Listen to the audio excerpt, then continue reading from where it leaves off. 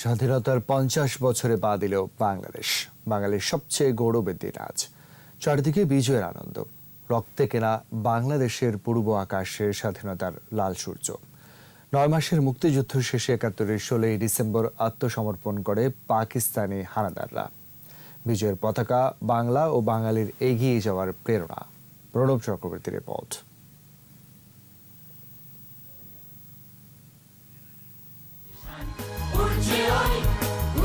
চারিদিকে উঠছে বাঙালির বিজয় পতাকা। জয় বাংলা স্লোগানে মুখর ঢাকার রাজপথ। ঢাকা বিশ্ববিদ্যালয়, শাহবাগ, তেজগাঁ সবখানেই জয় বাংলা স্লোগান।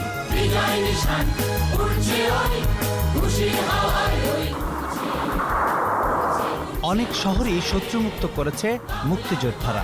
বাধাহীনভাবে রাজধানীর দিকে ছুটছেন তারা।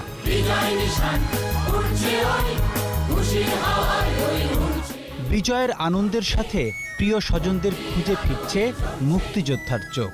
চোখের জলে আনন্দ বেদনা মিলেমিশে একাকার। একটা রাষ্ট্র পেতে যাচ্ছি, এ এক অদ্ভুত আমার অনুভূতি আর কি। তো সেই জন্য উল্লসিত হয়েছিলাম। মুক্তিযুদ্ধ চলমান, তখন আশায় আশঙ্কায় দোদুল্যমান আমার মনটি সবার মতোই। তো তারপরে 16 ডিসেম্বরে যখন আত্মসমর্পণ করলো হানাদার বাহিনী, তখন আরো বেশি উল্লসিত। সোহরাওয়ার্দী উদ্যান, যেখান থেকে স্বাধীনতার ডাক দিয়েছিলেন জাতির পিতা। এবারে সংগ্রাম আমাদের মুক্তির সংগ্রাম, এবারে সংগ্রাম স্বাধীনতার সংগ্রাম। সেখানেই মাথা নত করল হানাদাররা, অস্ত্র সমর্পণ করল মিত্র বাহিনীর কাছে।